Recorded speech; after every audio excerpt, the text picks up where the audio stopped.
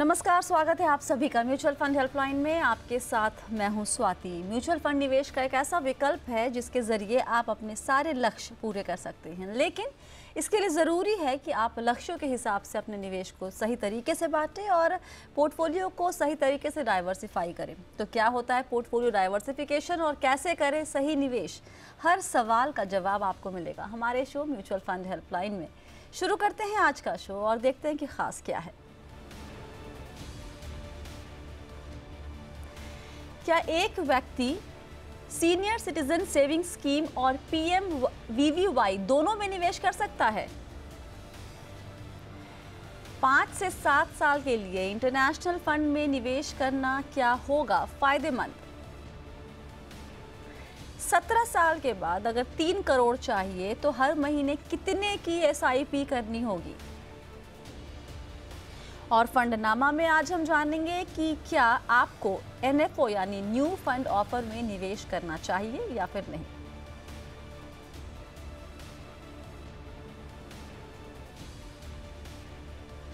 और आज सवालों के जवाब देने के लिए हमारे साथ है ऑप्टिमा मनी मैनेजर्स के managing director Pankaj Mathpal. Pankaj sir, स्वागत है आपका जी बिजनेस पर। कैसे हैं आप?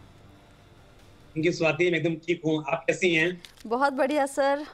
पहला सवाल लेते हैं। कमलेश आहूजा हमारे साथ जुड़ रहे हैं फोन लाइन पे। कमलेश जी।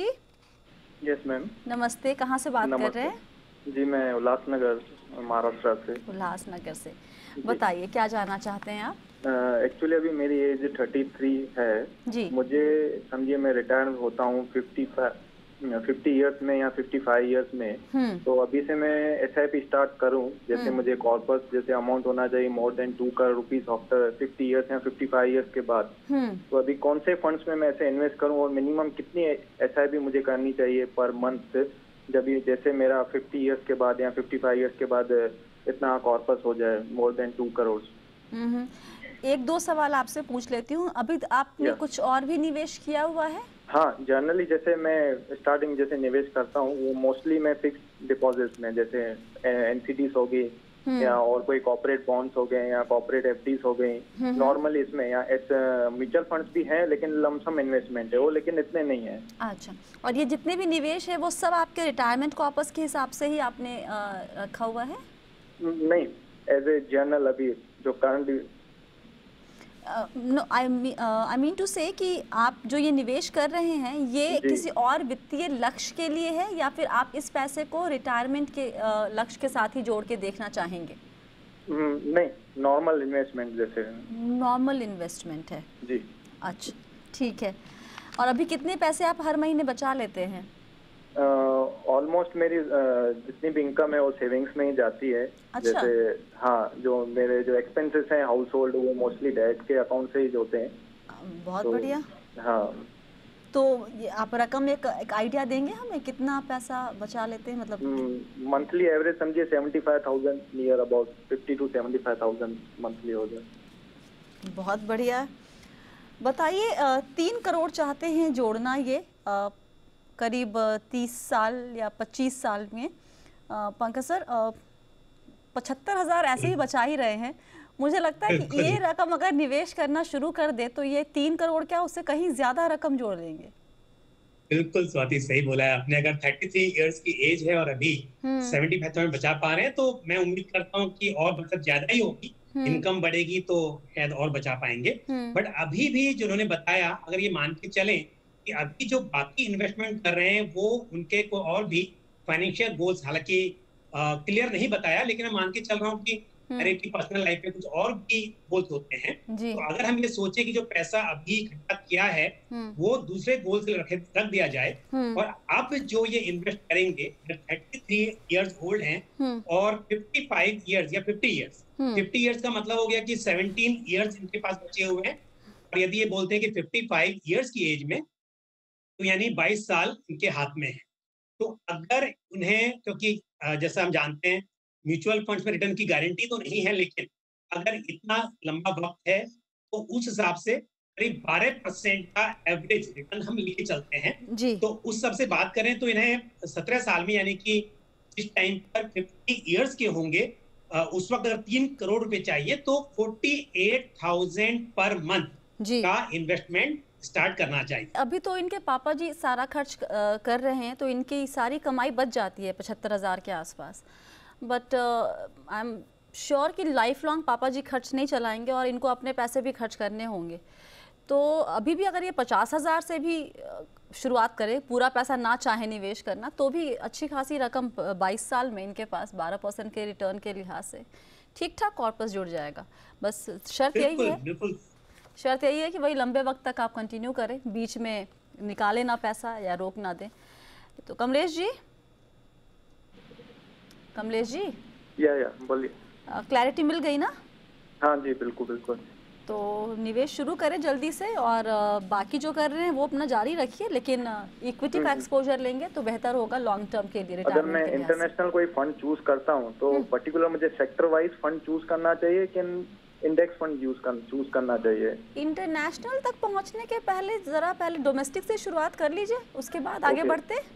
जैसे अभी डोमेस्टिक के लिए मैंने अभी Parag Parikh long term equity fund, या मेरे ऐसे लार्ज कैप फंड हैं, और जैसे SBI स्मॉल कैप फंड और कोटक बैलेंस इक्विटी फंड, ये मैंने 3-4 शॉर्टलिस्टेड किए हैं। तो इसमें ही कंटिन्यू मुझे इसमें इन्वेस्ट करना चाहिए कि और कोई चॉइस है इसके सिवा? पंकज सर, देखिए, आपने जो स्कीम बताई उसमें पराग पारेख लॉन्ग टर्म इक्विटी जो है वो अपने आप एक अच्छा फंड है, और उसका एक्सपोजर इंटरनेशनल शेयर्स में भी है, तो इसके लिए उसको आप कंटिन्यू कीजिए।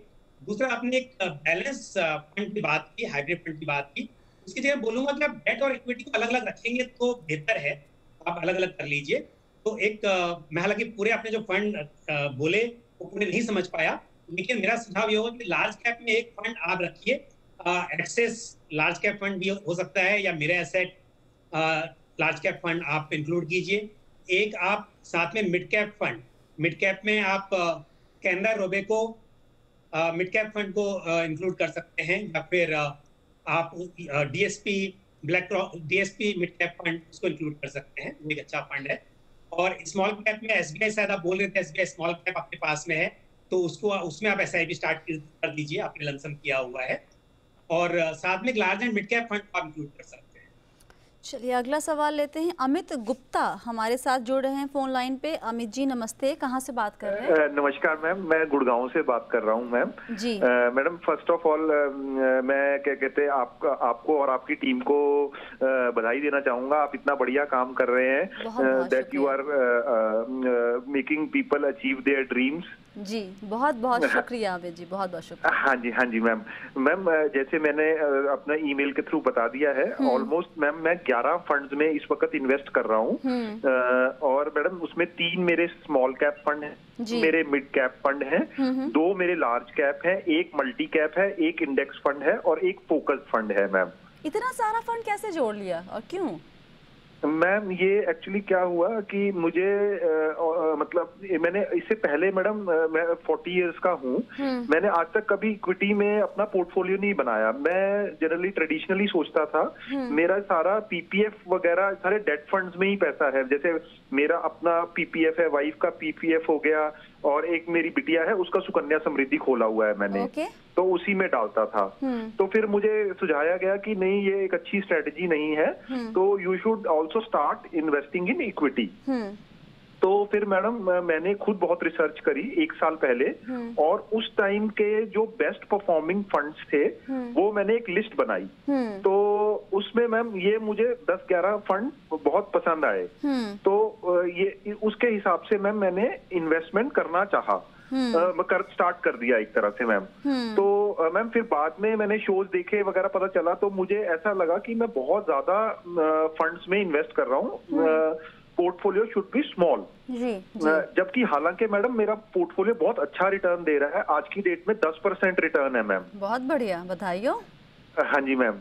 तो मैडम मुझे यही क्वेश्चन पूछना था। एक्चुअली मेरे 2 बच्चे हैं मैम, दोनों का मतलब 10 साल के बाद उनको ग्रेजुएशन स्टार्ट करना होगा, और मैम उन दोनों की शादियों का भी मन में वो है फंड, जिसके हिसाब से मैम इन्वेस्टमेंट कर रहा हूँ। तो मैडम मेरा क्वेश्चन ये था कि मुझे इनमें से कोई हटाने की जरूरत है या इसी में मैं कंटिन्यू करता रहूं? ओके, और सेकंड क्वेश्चन था मैम मेरा कि इनमें जनरली मैम मुझे मतलब जैसे ये कैटेगरीज हैं small cap, mid cap, large cap, तो मुझे मैडम चर्निंग जो करनी चाहिए कितने साल बाद करनी चाहिए? ओके, दो चीज़ें मुझे यहाँ समझ में आ रही है। एक तो सिलेक्शन ऑफ फंड, उन तीन शब्दों पर आधारित Pankaj sir, best performing funds, ठीक है, और दूसरा शब्द है चर्निंग। तो बताएं कि अगर 10% का रिटर्न मिल रहा है पूरे पोर्टफोलियो से, तो भी क्या बदलाव की ज़रूरत है या फिर कंटिन्यू करें? स्वाति देखिए, रिटर्न एक टाइम पे कितना आ रहा है वो इम्पोर्टेंट नहीं है। लॉन्ग टर्म में अगर अच्छे रिटर्न आपको कमाने हैं तो डेफिनेटली आपका पोर्टफोलियो बराबर से मतलब सेक्टर वाइज एलोकेशन या मार्केट कैप के हिसाब से बराबर एलोकेशन वो जरूर होना चाहिए। बट स्वाति आप देखिए एग्री करेंगे मेरे साथ में, सबसे बड़ी बात ना जो इन्वेस्टर्स ये बात बोलते हैं कि हमने बेस्ट रिटर्न देखकर इन्वेस्टमेंट किया, तो इसका मतलब ये हो कि पास रिटर्न आपने देखे और उस हिसाब से आपने इन्वेस्ट कर दिया। बट ऐसा तो कभी भी नहीं होता। जो बेस्ट रिटर्न जो स्कीम है वो हमेशा बेस्ट रिटर्न रहेगी। तो इसके लिए आपको सिर्फ बेस्ट रिटर्न पास्ट की परफॉर्मेंस के साथ साथ ये जानना भी जरूरी है कि ये फंड आगे कैसे करेंगे, एक पर्टिकुलर कैटेगरी जो है वो कैसा करेगी। तो इसके लिए हम हमेशा डाइवर्सिफिकेशन की और एसेट एलोकेशन की बात करते हैं। तो यहाँ पर मैं एक सुझाव दूंगा कि फंड बहुत ज्यादा है। दूसरी बात, स्मॉल कैप में ही अगर हम देखें तो एक्सपोजर बहुत ज्यादा है। तो मेरे हिसाब से अगर HDFC स्मॉल कैप फंड और HDFC mid cap opportunities fund, साथ में L&T emerging business, L&T emerging business भी स्मॉल कैप है, ये तीन फंड में अगर SIP बंद कर दें और उसकी जगह इन तीनों स्कीम का जो पैसा है उसको एग्जिस्टिंग पोर्टफोलियो में, स्कीम तो और ऐड करने की मैं सलाह बिल्कुल भी नहीं दूंगा। तो एग्जिस्टिंग में आपके पास एक्सिस मिड कैप फंड है, वो एक अच्छा मिड कैप फंड है, उसमें आप थोड़ा सा अमाउंट को बढ़ा दीजिए और साथ ही SBI स्मॉल कैप भी आपके पास है, उसमें भी आप अमाउंट को बढ़ा दीजिए। तो इस तरह से स्मॉल कैप में थोड़ा कम करना, वो स्कीम बंद कर रहे हो आप, मिड कैप में थोड़ा ज्यादा करना। स्मॉल कैप ऑलरेडी आपके पास एक स्कीम और है, मतलब SBI ऑलरेडी है, तो थोड़ा ही उसमें और इंक्रीज कर सकते हो, तो स्कीम भी कम हो जाएंगी, एलोकेशन भी थोड़ा आपका ठीक हो जाएगा। That is one. Second thing जो आपने पूछा, चर्निंग कब करनी चाहिए, तो ऐसा कोई रूल नहीं है कि आपको पोर्टफोलियो में चर्निंग करनी है, पोर्टफोलियो रिव्यू करना चाहिए। आप क्वार्टर में, 6 मंथ में, मैं तो बोलता हूँ 6 मंथ भी काफी है। आप अगर म्यूचुअल फंड में कर रहे हैं और वो भी SIP के जरिए, तो 6 मंथ से पहले आपको जरूरत नहीं है कुछ भी चेंजेस करने की। तो आप रिव्यू कीजिए 6 मंथ में, फिर आपको लगे कि आपका जो इन्वेस्टमेंट है वो आपके ऑब्जेक्टिव को मीट नहीं कर पा रहा है, आपने कोई स्कीम पर भरोसा किया था पर वो आपके हिसाब से सही नहीं निकली, तो आपको थोड़े बदलाव वहां पर किए जा सकते हैं। लेकिन इसका मतलब ये नहीं कि आपने रिव्यू किया तो चेंज ही करने हैं। हो सकता है, मैं तो ये बोलूंगा, अगर सिलेक्शन अच्छा है तो 10 में से 9 स्कीम या 5 में से 4 स्कीम ऐसी होंगी जहां पर आप 20 साल भी बने रहेंगे तो कोई प्रॉब्लम नहीं होगी। तो इसके लिए आपको चेंज करने की जरूरत भी पड़ेगी अगर किसी वजह से कोई स्कीम सही से परफॉर्म नहीं कर रही है। पर जब इन्वेस्ट करें तब तो लक्ष्य यही रखें कि आपको चेंज करना ही नहीं है, आपको उनमें बने रहना है। पर अगर वो स्कीम परफॉर्म नहीं कर रही है तो हो सकता है आपको चेंज करने की जरूरत पड़े, बट वो अभी 6 महीने में एक बार आप उसको देखें और तब अपना डिसीजन लें। तो अमित जी, रिव्यू करें, चर्निंग वर्ड अपने इन्वेस्टमेंट की जो डिक्शनरी है ना उससे निकाल देंगे तो बेहतर होगा। वक्त है छोटे से ब्रेक का, वक्त है छोटे से ब्रेक का। ब्रेक के बाद हम कुछ और सवाल लेंगे, जवाब देने की कोशिश हम पूरी करेंगे। आप सभी बने रहिए म्यूचुअल फंड हेल्पलाइन के साथ।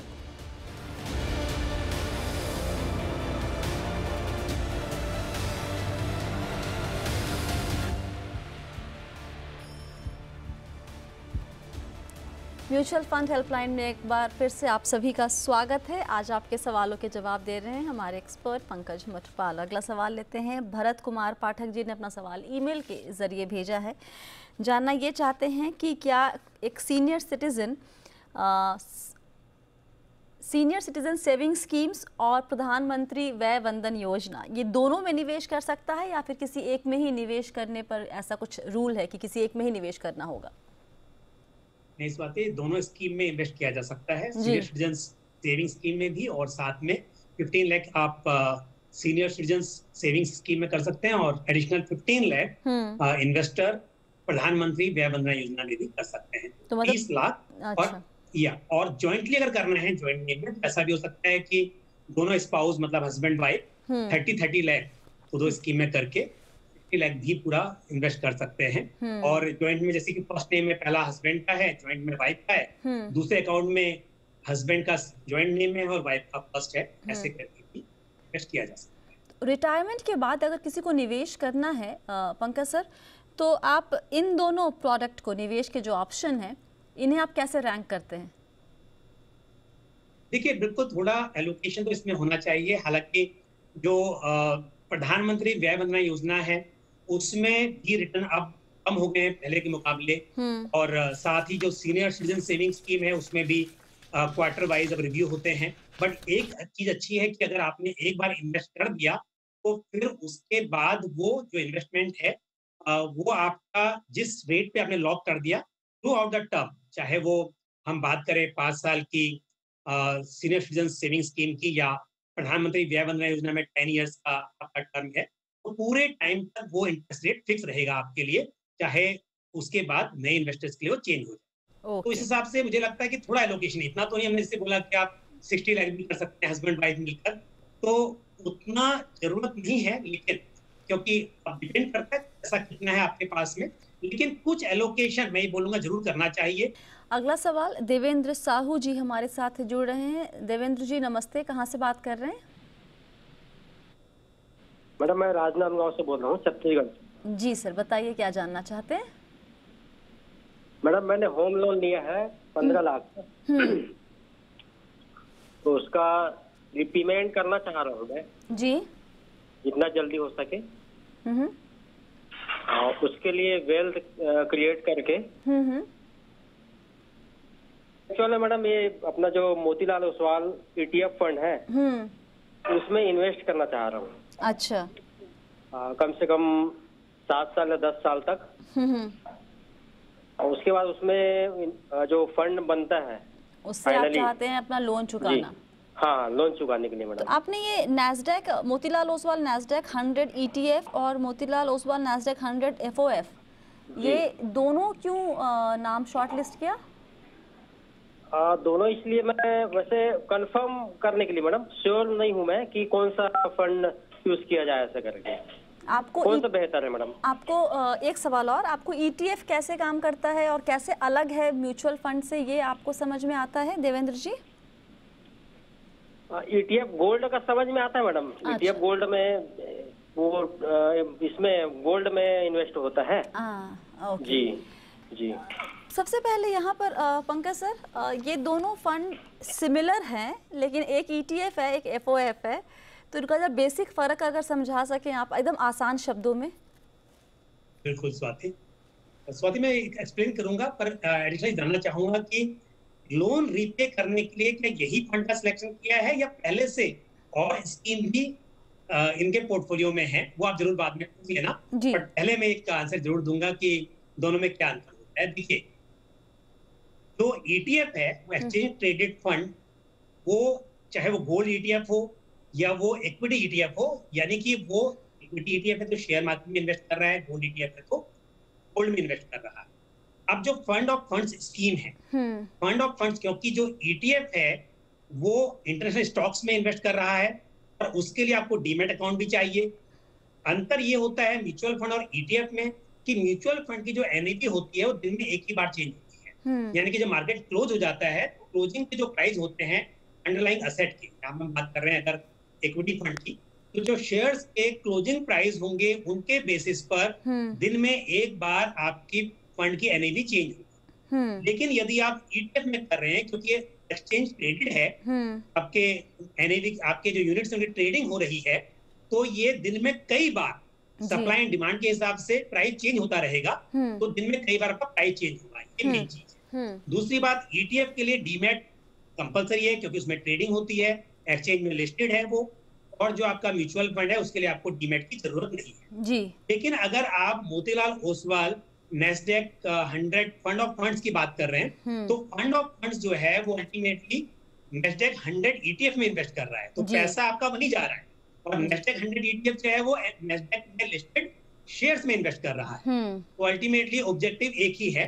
तो आपके लिए यदि आपको SIP करनी है, ETF में SIP नहीं हो पाएगी, उसमें तो आपका यूनिट्स आप परचेज कर रहे हैं या बेच रहे हैं, यहाँ पर आपको SIP करनी है, तो आपके लिए fund of funds scheme he suitable होगी जी। तो पहली बात तो यहाँ पर यह है कि स्कीम इंक्लूड करनी है तो आप Motilal Oswal Nasdaq 100 fund of funds scheme को सिलेक्ट कीजिए। लेकिन स्वाति, मेरा जो क्वेश्चन था जरूर पूछ लीजिएगा। जी जी, देवेंद्र जी, मैम आपने लोन चुकाने के लिए यही वाला फंड क्यों चुना है? मतलब ऐसा कुछ और है कि आपके पोर्टफोलियो में बाकी फंड्स भी हैं लेकिन आप इससे आप सिर्फ लोन चुकाने की सोच रहे हैं, ऐसा कोई पर्टिकुलर वजह? वजह ये है मैडम कि मैंने अभी शुरुआत नहीं की है, SIP करना चाह रहा हूँ। अच्छा।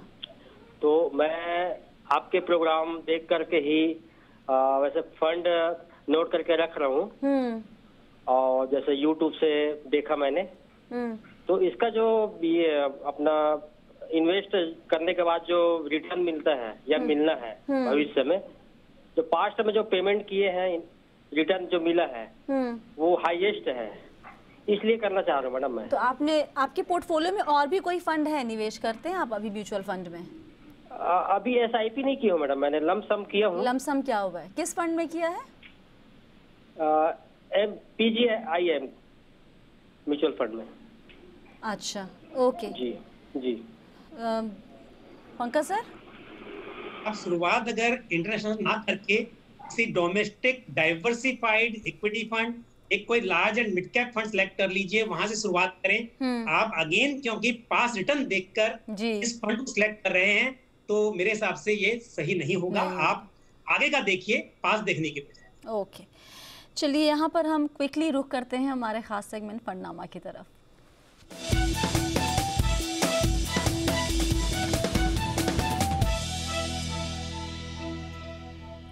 ओके, पंकज सर, सिर्फ 2 मिनट है हमारे पास, तो क्विकली आपसे जानना चाहेंगे कि भाई सभी कहते हैं कि NFO में निवेश रिटेल निवेशक ना करे तो बेहतर है। 2 वजहें बहुत सिंपल सी होती है कि पास्ट रिकॉर्ड नहीं है किसी फंड का, तो आप क्यों जाना चाहेंगे आप वैसे किसी फंड में जहाँ पे पास्ट रिकॉर्ड देखने को नहीं मिल रहा? तो ये वजह कि अपने आप में सफिशिएंट है NFO से दूर रहने के लिए?